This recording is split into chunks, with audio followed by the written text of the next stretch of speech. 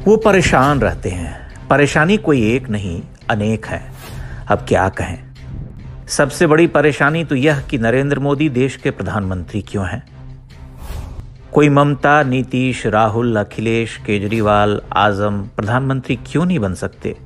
चलिए ये न सही, ओवैसी जी को ही बनवा देते हैं। वैसे तो बगल वाले हैंडसम इमरान खान साहब भारत के लिए सबसे अच्छे प्रधानमंत्री सिद्ध होते, पर वह तो पाकिस्तान में ही उखड़ गए हैं। सारी परेशानियां इसी एक बात से उपजी हैं कि मोदी क्यों।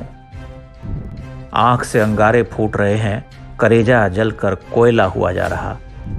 वे सोचते हैं हाय देश में धमाके भी नहीं हो रहे, शहरों में बम नहीं फट रहे, एक भी आतंकी हमला नहीं। यह क्या बात हुई।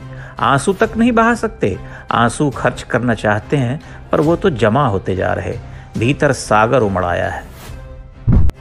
परेशानी यह कि उनका सबसे प्यारा मुल्क पाकिस्तान दिनों दिन कमजोर पड़ता जा रहा। अब तो मुशर्रफ जी भी जन्नत चले गए, कारगिल भी नहीं हो सकता। सीमा पर भी कुछ विशेष नहीं हो रहा। बड़ी परेशानी ये कि चाचा चीन भी अटैक नहीं कर रहा। जब कोरोना आया था तब उन्होंने चैन की सांस ली थी। भारत में मौत का नंगा नाच होने वाला था। 10-20 करोड़ निपटने वाले थे, पर ईश्वर की कृपा ऐसी कि दुनिया की बड़ी आधुनिक महाशक्तियां घुटने टेक गईं, भारत उठ बैठा। हमने त्रासदी झेली, पर इस सेक्युलर गिरोह की उम्मीद के मुताबिक तो कुछ न हुआ। अर्थव्यवस्था भी नहीं डूबी। अभी चौथी पांचवी लहर से भी बड़ी आशा थी, ससुरी वह भी खाली चली गई। अब क्या करें। अब देखिए हंगर इंडेक्स में भारत, पाकिस्तान, बांग्लादेश, श्रीलंका इन सब से नीचे है, लेकिन भारत में लोग हंसते हैं। ऐसी रिपोर्ट पढ़कर उससे मेज साफ करने के काम लाते हैं, समोसे चटनी खाते हैं। वे भारत के उद्योगपतियों को कंगाल होते देखना चाहते हैं।